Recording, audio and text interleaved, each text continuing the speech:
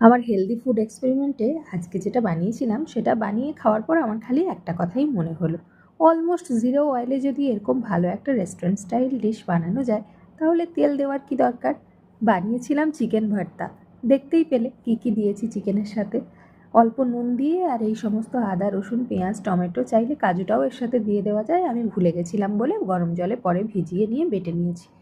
এই সব কিছু নুন দিয়ে একটু চিকেনের সাথে সেদ্ধ করে নিয়ে চিকেন বাদ দিয়ে বাকি জিনিসগুলোকে মিক্সিতে বেটে নিয়েছি, আর চিকেনটা তুলে নিয়ে ছোটো ছোটো টুকরো করে নিয়েছি। ব্যাস, অলমোস্ট কাজ আমাদের এখানেই হয়ে গেছে।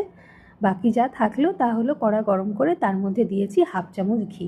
হ্যাঁ, একেবারে অল্প পরিমাণে, ইনফ্যাক্ট না দিলেও চলে। দিয়েছিলাম হাফ চামচ ঘি, তার মধ্যে ওই বাটা মশলাটা দিয়ে দিয়েছি বাড়ির যে সমস্ত রেগুলার গুঁড়ো মশলা সেগুলো সবই। নুনটা স্বাদ মতো বুঝে দিয়েছি। ব্যাস, কাঁচা গন্ধটা চলে যেতেই তারপরে চিকেনটা দিয়ে দিয়েছি।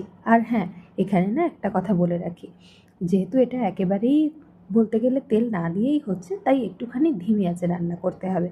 লাস্টে যখন কাঁচা গন্ধটা চলে যাবে দিয়ে দিতে হবে একটুখানি কাসুরি মেথি।